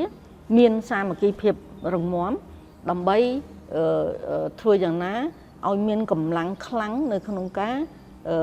ឆ្លើយតបទៅនឹងវិបត្តិ COVID-19 មួយទៀតដែលខ្ញុំចង់ចូលរួមចំណែកដែលកាត់ផ្ដាច់មិនបានទេនោះគឺការចូលរួមរបស់បុគ្គលគ្រួសារនិងសហគមន៍ដែលយើងរៀនសូត្របានហើយរៀនសូត្របានពីចំណុចនេះឯងដែលនៅក្នុងឆ្នាំ2022ក្រោមការចង្អុលបង្ហាញក៏ដូចជាការឯកភាពពីឯកឧត្តមសាស្ត្រាចារ្យមុំហេងនៅពេលនោះដែលជាអតីតបច្ចុប្បន្ននេះគាត់ជាសមាជិករដ្ឋសភាប៉ុន្តែពីមុននេះគាត់នៅក្នុងសម័យកូវីដលោកជារដ្ឋមន្ត្រីក្រសួងសុខាភិបាលលោកក៏បានគ្រប់គ្រងចាត់តាំងឲ្យរូបខ្ញុំដឹកនាំនៅក្នុងការអភិវឌ្ឍគ្រប់គ្រងការជំរុញបង្កើនការថែទាំសុខភាពបឋមដោយសារយើងឃើញថាការថែទាំសុខភាពបឋមវាមានសារៈសំខាន់ណាស់ទោះបីនៅក្នុងកលៈទេសៈណាក៏ដោយប្រសិនបើការចូលរួមរបស់បុគ្គលគ្រួសារនិងសហគមន៍ដែលគាត់គិតអំពីសុខភាពរបស់គាត់ជាបឋមនេះយើងនឹងដោះស្រាយនៅបញ្ហាបានយ៉ាងច្រើនចា៎អញ្ចឹងហើយបានជានៅពេលនេះខ្ញុំតែងតែលើកជូនថាបុគ្គលគ្រប់រូបគឺជាអ្នកថែទាំសុខភាពបឋមរបស់ខ្លួនបានល្អប្រសើរជាងអ្វីទាំងអស់ចា៎ដូច្នេះហើយត្រូវតែខិតខំធ្វើលើការងារនេះក្រៅពីការចូលរួមរបស់សហគមន៍នេះអ្វីដែលជាចំណុចសំខាន់មួយទៀតដែលយើងរៀនសូត្របានគឺ risk communication សូមកុំភ្លេចខ្ញុំគិតថានៅគ្រប់ intervention មានន័យថានៅគ្រប់អន្តរាគមន៍សាធារណៈទោះបីជាមហន្តរាយដោយទឹកលិចទោះបីជាមានបញ្ហាអីក៏ដោយកើតឡើងរួមទាំងបញ្ហាសុខភាពសាធារណៈនេះ risk communication មានន័យថាការប្រស្រ័យតាក់ទងហានិភ័យឬអ្នកខ្លះថាការទំនាក់ទំនងហានិភ័យគឺมันអាចបោះបង់ចោលបានទេ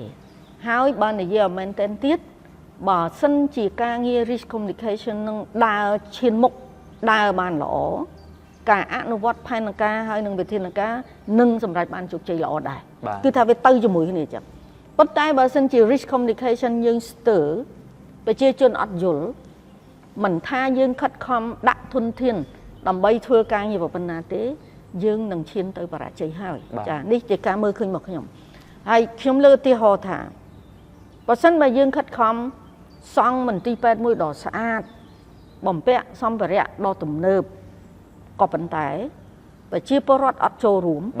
លោកអត់ដឹងសួរថាអ្នកណាមកប្រើប្រាស់សេវាយើងវាអត់ចាអញ្ចឹងហើយបានជាពីរនេះវាត្រូវទៅជាមួយគ្នាហើយដើម្បីធ្វើនឹងបាន risk communication គឺដើរតួចាត្រូវដើរតួត្រូវតែចេញផ្សព្វផ្សាយធ្វើការងារផ្ដល់ព័ត៌មានរៀបចំចានៅកិច្ចការជាច្រើនទៀតធ្វើម៉េចដើម្បីជំរុញឲ្យព័ត៌មាននេះបានបញ្ជ្រាបចូលទៅក្នុងសហគមន៍របស់យើងឲ្យបានត្រឹមត្រូវតែសូមជម្រាបជូនថាអ្វីដែលនិយាយអំពីព័ត៌មានត្រឹមត្រូវច្បាស់លាស់ចាហើយអត់កុហកទេអានឹងសំខាន់ណាស់បើសិនបើយើងនិយាយព័ត៌មានមិនពិតចាបើយើងនិយាយភាសាសាមញ្ញថាកុហកគេបានតែម្ដងពីរដងទេតែចូលដងទី3អានឹងគេលែងជឿហើយតែកាលណាគេលែងជឿពិបាកអញ្ចឹងចូលធ្វើអីចូលទៅលើបទពិសោធន៍នេះគឺការ build trust សំខាន់ណាស់ធ្វើម៉េចដើម្បីឲ្យបងប្អូនប្រជាពលរដ្ឋមតិសាធារណៈជឿទុកចិត្តលើជឿបើសិនបើគេមិនជឿទុកចិត្តលើការដឹកនាំហើយសម័យកូវីដយើងឃើញជាក់ស្ដែងមហាជនជឿសម្ដេចតេជោចាជឿទុកចិត្តលើសម្ដេចតេជោអញ្ចឹងវិធានការដែលដាក់ចេញទៅគួបផ្សំជាមួយនឹងយើងជំរុញការអប់រំ ផ្ដល់ព័ត៌មានឲ្យបានគ្រប់ជ្រុងជ្រោយទៀតអញ្ចឹងប្រជាពលរដ្ឋលោកជឿទុកចិត្តដល់កាលណាលោកជឿទុកចិត្តលោកអនុវត្តតាមបើមិនជាលោកអនុវត្តតាមគឺយើងអាចកាត់បន្ថយបាននៅហានិភ័យធំចាដែលអាចនឹងប៉ះពាល់ធំទៅលើសេដ្ឋកិច្ចរបស់ប្រទេសជាតិហើយក៏ដូចជាសំខាន់នោះគឺអ្វីគឺមហន្តរាយចាមហន្តរាយអញ្ចឹងហើយបានជាខ្ញុំតែនិយាយថាកុំឲ្យយើងមកដល់មាត់ជ្រោះហើយអញ្ចឹងបើសិនជាយើងមិនព្រមរួមគ្នាធ្វើទេយើងនឹងធ្លាក់ជ្រោះហើយចាអញ្ចឹងហើយបានជា risk communication នេះវាត្រូវដើរតួនាទីធំមែនតើចាហើយចំណុចចុងក្រោយអ្វីដែលយើងរៀនសូត្របានគឺ investment មានន័យថាការវិនិយោគហើយការវិនិយោគនេះត្រូវវិនិយោគយ៉ាងម៉េចត្រូវតែវិនិយោគទៅលើសុខភាពឥឡូវខ្ញុំជំរាបសួរក្មួយមានអីធំជាងសុខភាពចង់ទៅរកស៊ីទទួលទានចង់ធ្វើអ្នកមាន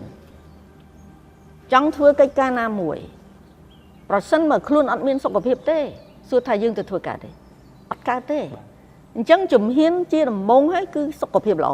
ចាហើយធ្វើម៉េចដើម្បីឲ្យសុខភាពល្អ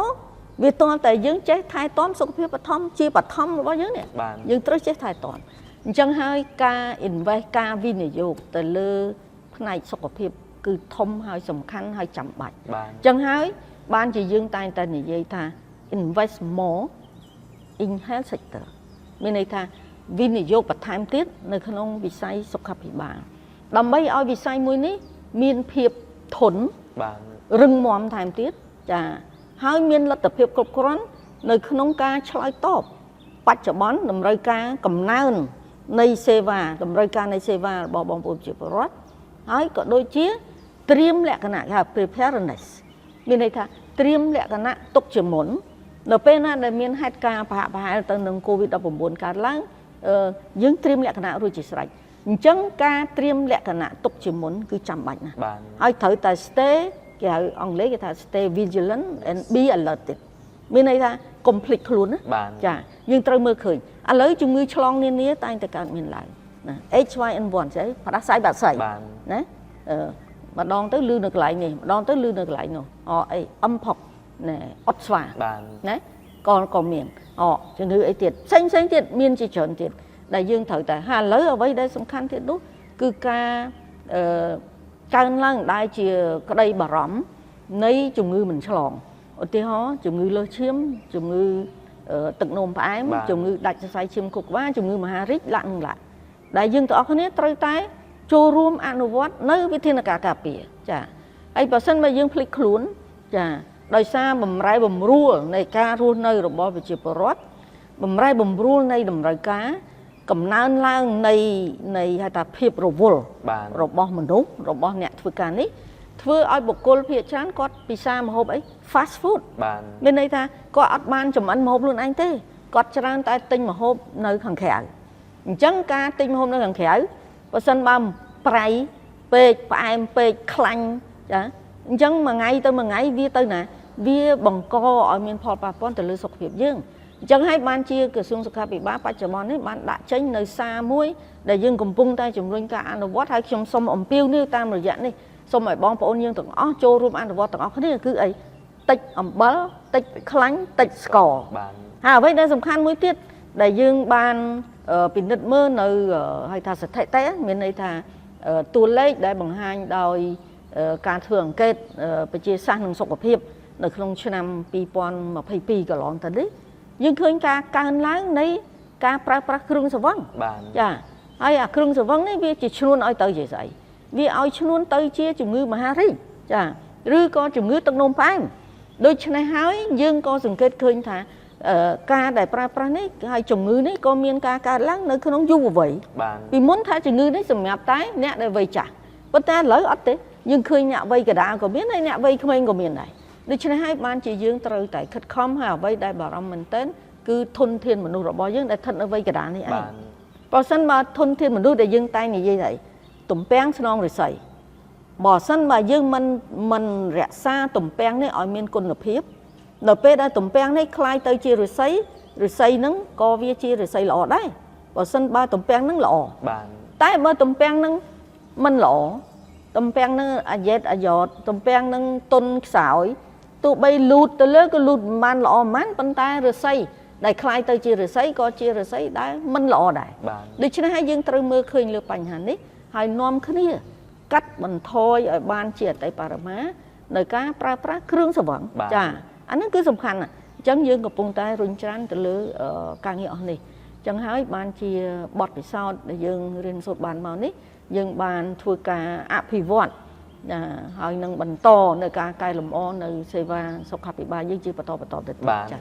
មុននឹងសំណួរចុងក្រោយដែលខ្ញុំមានតាក់ទងជាមួយនឹងទំពាំងវិញម្ដងថាតើទំពាំងគួរតែធ្វើយ៉ាងណាខ្ញុំមានសំណួរមួយជូនលោកជំទាវដែលសារតែពេលខ្លះយើងអាចនិយាយបានថា opportunity rise in crisis ឱកាសកើតឡើងនៅពេលដែលយើងកំពុងតែជួបវិបត្តិធ្ងន់ធ្ងរនៅក្នុងកំឡុងពេលវិបត្តិ COVID-19 ខ្ញុំជា personal observation ការអង្កេតផ្ទាល់ខ្លួនខ្ញុំឃើញថាតាមរយៈការដឹកនាំរបស់រដ្ឋាភិបាលតាមរយៈការចូលរួមរបស់លោកជំទាវក្នុងនាមជា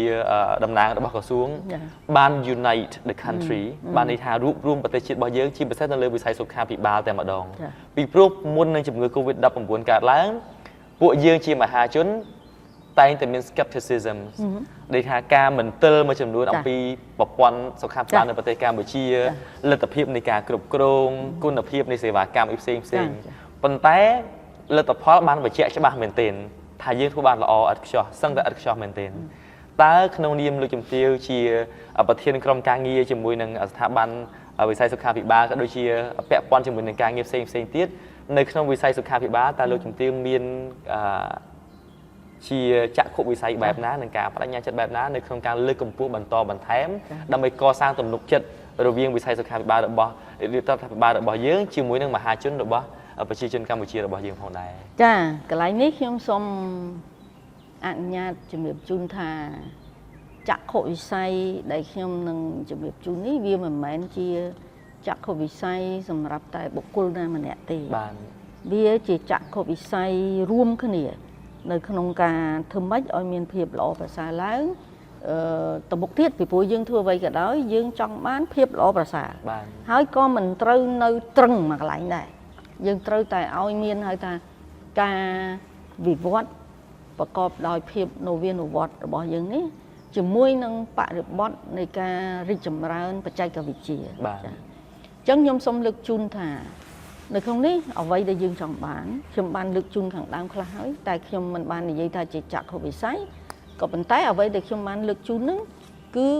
ជាបំណងប្រាថ្នាជាគោលបំណងដ៏ធំហើយក៏ដូចជាចក្ខុវិស័យទៅមុខរបស់យើងទាំងអស់គ្នានេះនៅក្នុងការធ្វើម៉េចយើងចង់ឃើញថាឲ្យប្រជាពលរដ្ឋនេះមានសុខភាពមានសុខុមាលភាពចារីកចម្រើនបាទព្រោះយើងធ្លាប់ឆ្លងកាត់ភាពលំបាកលំបិនចឹងហើយយើងមិនចង់ឲ្យអ្នកហៅ young generation គាត់ឆ្លងកាត់នៅភាពលំបាកដែលយើងធ្លាប់ឆ្លងកាត់នោះទេបាទចឹងហើយបានជាយើងត្រូវខិតខំធ្វើយ៉ាងណាចក្ខុវិស័យយើងនេះដើម្បីឲ្យប្រជាពលរដ្ឋមានសុខភាពល្អមានសុខុមាលភាពនិងមានការរីកចម្រើនចាអញ្ចឹងហើយដើម្បីឲ្យថាសម្រេចបាននៅមហិច្ឆតានឹងក៏ជាមហិច្ឆតាមួយហើយចានៅមហិច្ឆតាដ៏ធំធេងរបស់យើងនេះមានន័យថាយើងទាំងអស់គ្នាត្រូវតែរួមគ្នាធ្វើយ៉ាងណាដើម្បីឲ្យមានការកែប្រែនៅថារបៀបរបបឬក៏ទម្លាប់នៃការរស់នៅរបស់យើងចាហ្នឹងសំខាន់ណាចាកុំឲ្យថាខ្ញុំធ្លាប់ធ្វើតែអញ្ចឹងភាសាសាមញ្ញតែយើងមានអីមួយដែលថ្មីដែលចង់ឲ្យគាត់មាននវានុវត្តន៍ឬក៏មានការប្រែប្រួលគាត់តែងតែលើកឡើងខ្ញុំធ្វើតែអញ្ចឹងខ្ញុំញ៉ាំប្រៃតែអញ្ចឹងឃើញទេអីបើសិនយើងនៅតែអញ្ចឹងវាអត់ទៅមុខទេចឹងហើយបើថាយើងធ្លាប់ញ៉ាំប្រៃយើងត្រូវចេះកែប្រែឲ្យញ៉ាំថយទៅចាបើប្រៃប៉ុណ្ណឹងយើងថយពាក់កណ្ដាលអីទៅអាហ្នឹងវានៅតែទទួលបានដូចគ្នាទេចាចឹងហើយកន្លែងនេះទី1ត្រូវធ្វើម៉េចរួមគ្នាកសាងក៏ដូចជាបន្តនៅការអភិវឌ្ឍលើវិស័យសុខាភិបាលនៅក្នុងនោះប្រព័ន្ធសុខាភិបាលខ្ញុំបានលើកខាងដើមហើយគឺថាចាំបាច់ត្រូវតែឲ្យមានភាពមាំទាំហើយមានភាពធន់ដើម្បីត្រៀមលក្ខណៈនៅក្នុងការបម្រើសេវាបច្ចុប្បន្នផងហើយក៏ត្រៀមលក្ខណៈដើម្បីទៅអនាគតផងហើយនៅលើចំណុចនេះខ្ញុំសូមជម្រាបជូនថាគ្មានអីក្រៅអំពីការ វិនិយោគបន្ថែមដើម្បីបង្កើននៅសក្តានុពលសុខាភិបាលនោះទេចាហើយពាក្យថាវិនិយោគបន្ថែមវាមានទាំងពង្រឹងនិងពង្រីកហេដ្ឋារចនាសម្ព័ន្ធរូបវន្តសុខាភិបាលក្នុងនោះមានការហៅថាសាងសង់ឬក៏ជួសជុលពង្រីកនៅអាគារឡាក់អីចឹងទៅចាហើយការធ្វើតែអាគារមួយមុខវាអត់គ្រប់ទេអញ្ចឹងត្រូវធ្វើមិនទៀតត្រូវតែផ្គត់ផ្គង់ចានៅសម្ភារៈបរិក្ខារពេទ្យឲ្យត្រូវទៅតាមអ្វីដែលជាតម្រូវការដែលជានិយមស្តង់ដារចាពីព្រោះយើងនៅក្នុងប្រព័ន្ធសុទ្ធតែមាននិយមស្តង់ដាររបស់យើងចាដើម្បីឲ្យបងប្អូនជាពលរដ្ឋលោកអាចមកហៅថាលទ្ធភាពជាពិសេសក្រុមគ្រូពេទ្យហ្នឹងហើយដើម្បីឲ្យគាត់មានលទ្ធភាពក្នុងការផ្តល់សេវាពីព្រោះបើសិនជាយើងមានតែគ្រូពេទ្យទោះបីគ្រូពេទ្យនោះជំនាញប៉ុណ្ណាក៏ដោយព្រោះវាអត់មានសម្ភារៈសម្រាប់ធ្វើការពីព្រោះមើលជំងឺវាត្រូវការគេហៅថា supporting បាទចាវាមានស្អីដែលត្រូវ support ឧបមាថាគ្រូពេទ្យម្នាក់គាត់ត្រូវការចង់ដឹងតើក្មួយជាតិស្ករក្នុងឈាមប៉ុន្មានខ្ញុំមិនអាចទៅមើលទៅទេអញ្ចឹងមិនឃើញអញ្ចឹងវាត្រូវការមន្ទីរពិសោធន៍វាត្រូវការជួសឈាមដើម្បីយកទៅមើលឬក៏ត្រូវមានសម្ភារៈគេហៅថាជួសទៅមើលឃើញភ្លាមអីចឹងគេហៅថា test លឿនណាចាវាត្រូវមានអានោះហើយចុះឧបមាថាបើអត់មានតើខ្ញុំធ្វើម៉េចដើម្បីខ្ញុំអាចវាយតម្លៃនៅសុខភាពរបស់ក្មួយថាតើក្មួយពិតជាអ្នកជំងឺទឹកនោមផ្អែមឬក៏មិនទឹកនោមផ្អែមយើងថាអត់បានអីតើកណាថាអត់បានព្យាបាលក៏អត់បានអីដល់ព្យាបាលបានអ្នកជំងឺទៅមិនអ្នកជំងឺមិនកាន់តែឈឺទៅអញ្ចឹងហើយបានជាចាំបាច់នៅក្នុងការផ្គត់ផ្គង់សម្ភារៈបរិក្ខារនេះឲ្យវាសមស្របទៅតាមនឹងបច្ចេកវិទ្យាក៏ដូចជាផ្ដល់លទ្ធភាពទៅដល់ក្រុមគ្រូពេទ្យដើម្បីផ្ដល់សេវាជូនទៅដល់ប្រជាពលរដ្ឋនៅក្នុងនោះអ្វីដែលសំខាន់ទៀតនោះគឺយើងត្រូវតែធ្វើម៉េចដើម្បីឲ្យការប្រើប្រាស់ឱសថចាឱសថដែលយើងត្រូវផ្គត់ផ្គង់នេះគឺត្រូវឲ្យមានទៅដល់មូលដ្ឋានសុខាភិបាលរបស់យើងហើយបច្ចុប្បន្ននេះរាជរដ្ឋាភិបាលកម្ពុជាដែលដឹកនាំដ៏ជ្រាស់វៃពីសម្ដេចមហាបវរធិបតីហ៊ុនម៉ាណែតនាយករដ្ឋមន្ត្រីនៃប្រជាណាចក្រកម្ពុជារបស់យើងហើយដែលមានការត្រងត្រាប់អនុវត្តដោយក្រសួងសុខាភិបាលនេះយើងកំពុងតែដាក់ចេញនៅវិធានការគន្លឹះសំខាន់ហើយក្នុងនោះអ្វីដែលល្អមួយទៀតនោះគឺយើងបានពង្រីកនៅសេវាជួយដល់ប្រជាពលរដ្ឋលើការពិនិត្យព្យាបាលជំងឺលើសឈាមនិងជំងឺទឹកនោមផ្អែមរហូតទៅដល់មូលដ្ឋានមណ្ឌលសុខភាពចាទៅដល់មណ្ឌលសុខភាពដែលពីមុនយើងអត់មានទេឥឡូវយើងមានហើយចាយើងមានអញ្ចឹងវាជួយទៅដល់កិច្ចការងារនេះនឹងជួយទៅដល់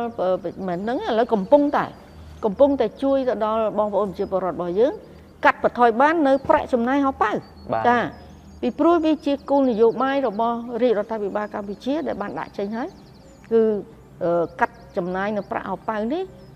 ឲ្យបាន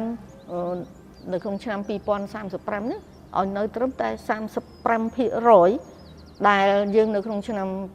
2022មានរហូតដល់ 60%អញ្ចឹងកាត់បន្ថយពី 60% មកនៅ 35% ហើយតែរយៈពេលប្រហែល10ឆ្នាំទេបើយើងគិតពីឥឡូវទៅចាអញ្ចឹងពេលវេលានេះគឺជាពេលវេលាដែលត្រូវតែខិតខំមួយទៀតយើងត្រូវយកចិត្តទុកដាក់ទៅលើការអភិវឌ្ឍធនធានមនុស្សបើសិនបើធនធានមនុស្សដែលមិនមានសមត្ថភាពលទ្ធភាពពេញលេញទេយើងក៏លំបាកដែរហើយអ្វីដែលសំខាន់យើងត្រូវចេះរក្សា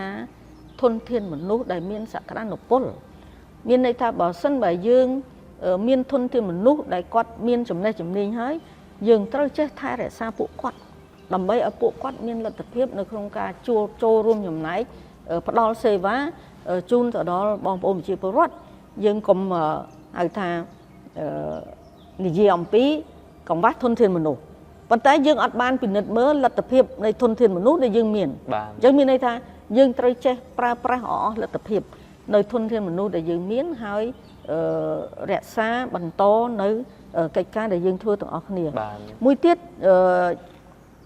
ត្រូវធ្វើយ៉ាងណាដើម្បីឲ្យមានការចូលរួមដូចខ្ញុំលើកជូនខាងដើមហើយវាមាន2ប្រសិនបើយើងអនុវត្តនៅការជំរុញបង្កើនការថែទាំសុខភាពបឋមនេះឲ្យបានល្អវាមានកិច្ចការ2ដែលយើងត្រូវធ្វើមួយគឺខាងសេវាសុខាភិបាល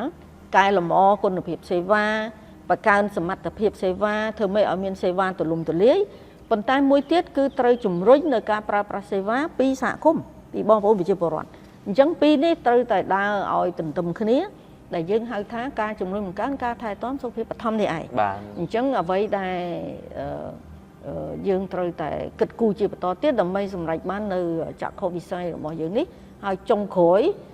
ខ្ញុំមិនភ្លេចទេខ្ញុំនៅតែនិយាយដដែលថា invest more មានន័យថាត្រូវតែដាក់ទុនវិនិយោគបន្ថែមទៀតនៅក្នុងវិស័យសុខាភិបាលដើម្បីសុខភាពនិងសុខុមាលភាពបងប្អូនប្រជាពលរដ្ឋរបស់យើងបាទក្មួយពិតជាបានរៀនសូត្រច្រើនខ្លាំងមែនទែនតាមរយៈប្រសាសន៍ដ៏ល្អរបស់វិជំទាវតាក់ទងជាមួយនឹងការងារផ្សេងពីសម័យ Covid មកដល់ពេលបច្ចុប្បន្ននេះពីការចូលរួមរបស់រដ្ឋាភិបាលរបស់យើងពីការបដិញ្ញាចិត្តពីវិធានការផ្សេងជាគោលនយោបាយដើម្បីជួយប្រទេសកម្ពុជារបស់យើងដើម្បីធ្វើយ៉ាងណាឲ្យប្រទេសរបស់យើងកាន់តែរីកចម្រើនទៅបានតាមពិតទៅលោកជំទាវគឺជាហេតុផលមួយឬក៏អាចនិយាយថាជាបុគ្គលមួយរូបក្នុងបុគ្គលមួយចំនួនតូចទៀតដែលក្មួយបានឃើញតាមរយៈកញ្ចក់ទូរស័ព្ទតាមរយៈ iPad ផ្សេងហើយក៏សម្រេចចិត្តត្រឡប់មកប្រទេសកម្ពុជារបស់យើងវិញពីព្រោះពេលហ្នឹងក្មួយយល់ថាអញ្ចេះមានមនុស្សល្អច្រើនណាស់ដែលកំពុងតែព្យាយាមដឹកនាំនាវាកម្ពុជារបស់យើងឲ្យទៅដល់កន្លែងមួយដែលមានអនាគតល្អប្រសើរតែអត់គួរជាចំណែករបស់គាត់តែម្នាក់ឯងទេពួកយើងទាំងអស់នេះជាប្រជាពលរដ្ឋគួរតែមានចំណែករៀងខ្លួនដើម្បីចូលរួមចំណែកជួយទាំងអស់គ្នានៅក្នុងការធ្វើឲ្យប្រទេសកម្ពុជារបស់យើងរីកចម្រើនទៅតាមអ្វីដែលយើងចង់បានអញ្ចឹងនេះគឺជាអ្វីមួយដែលក្មួយគាត់ចង់បញ្ជាក់អំពីការដឹងគុណចំពោះលោកជំទាវអំពីកាតព្វកិច្ចក៏ដូចជាការខិតខំកិច្ចការងារបម្រើជាតិមាតុភូមិរបស់យើងខ្លាំងមែនទែននឹងជាចុងក្រោយសំណួរដែល exciting ជាងគេគឺតាក់ទងជាមួយនឹងសភៅនេះតែម្ដងក្មួយធ្លាប់បានស្ដាប់ប្រសាសន៍របស់លោកជំទាវនៅក្នុងកម្មវិធី Combat Cancer Together Combat Cancer លោកជំទាវបានមានប្រសាសន៍ថាសៀវភៅនិងឯកសារល្អជាច្រើនបានចងក្រងក៏ប៉ុន្តែនោះនឹងគ្រាន់តែជាឯកសារនិងជាសៀវភៅតែប៉ុណ្ណោះប្រសិនបើគ្មានអ្នកណាដឹងអំពីវាតើពួកយើងជាយុវជនជាទំពាំងស្នល់រិស័យនាពេលបច្ចុប្បន្ននេះគួរចូលរួមយ៉ាងណាខ្លះតាក់ទងជាមួយនឹងសៀវភៅមួយក្បាលនេះដើម្បីឲ្យទំពាំងនេះអាចស្រូបជញ្ជក់យកទៅចំណេះដឹងបទពិសោធន៍និងគតិបណ្ឌិតផ្សេងអំពីអ្នកដែលមានបទពិសោធន៍ដូចជាលោកជំទាវដើម្បីពួកយើងអាចរៀនសូត្រនិង prepare ចំពោះអនាគតរបស់ប្រទេសកម្ពុជារបស់យើងនៅក្នុងវិស័យសុខាភិបាលនេះផងដែរចានៅកន្លែងនេះខ្ញុំសូមអនុញ្ញាតឆ្លៀតពេលបន្តិចជំរាបជូនថាការរៀបចំសៀវភៅនេះវាទាមទារភាពអត់ធ្មត់បានចាហើយនឹងការបដិញ្ញាចិត្តខ្ពស់ប្រសិនបើមិនមានភាពអត់ធ្មត់នឹងបដិញ្ញាចិត្តទេខ្ញុំគិតថាបែបទៅសេមិនចប់ទេបានដោយសារយើងយល់ឃើញថាកម្ពុជាធ្វើបានល្អហើយបណ្ដាប្រទេសមួយចំនួនគេតែងតែមករៀនសូត្រពីយើងបានហើយគេមកសួរពីយើងហើយគេយកទៅវិញគេសរសេរសួរពីយើងវិញគេយកទៅសរសេរហើយហេតុអីយើងខ្លួនយើងមិនសរសេរខ្លួនយើងចាដែលយើងជាអ្នកធ្វើការងារផ្ទាល់ផងអញ្ចឹងហើយបានជាជំរុញទឹកចិត្តរបស់ខ្ញុំដើម្បីសរសេរសៀវភៅនេះឡើងហើយក៏វាជាការរក្សាទុកជា documentation ណារក្សាទុកជាឯកសារសម្រាប់ឲ្យយុវជនចំនួនក្រោយលោកចង់ដឹងលោកអាចសិក្សារៀនសូត្របានពីព្រោះនៅទីនេះគឺបានរំលេចច្រើនណាស់អំពីការងារហើយសរសេរនេះមានទាំងពីរភាសាខ្មែរនិងភាសាអង់គ្លេសចាភាសាខ្មែរ4700ទំព័រជាងហើយភាសាអង់គ្លេស3600ទំព័រជាងព្រោះធម្មតាអង់គ្លេសនេះបកចេញពីភាសាខ្មែរមកហើយភាសាអង់គ្លេសនេះធម្មតាតែនេះទៅវារៀងតិចជាងហើយពីព្រោះពាក្យខ្លះពាក្យខ្មែរមកឃ្លាអញ្ចឹងទៅអង់គ្លេសគេតែមួយម៉ាត់គេហើយតែយើងអញ្ចឹងហើយបានជាភាសាខ្មែរច្រើនទំព័រជាងព្រោះមានអ្នកខ្លះឆ្ងល់តែហេតុអីបានអង់គ្លេសតិចហើយភាសាខ្មែរច្រើនអញ្ចឹងខ្ញុំសូមជម្រាបជូនលើនេះអញ្ចឹងកន្លែងនេះខ្ញុំសូមអនុញ្ញាតថាអ្វីដែលជាការខិតខំប្រឹងប្រែងហើយក៏ដូចជាបទពិសោធន៍រួមទាំងជីវិតរស់នៅជាក់ស្ដែងហើយនេះគឺជារឿងពិតណា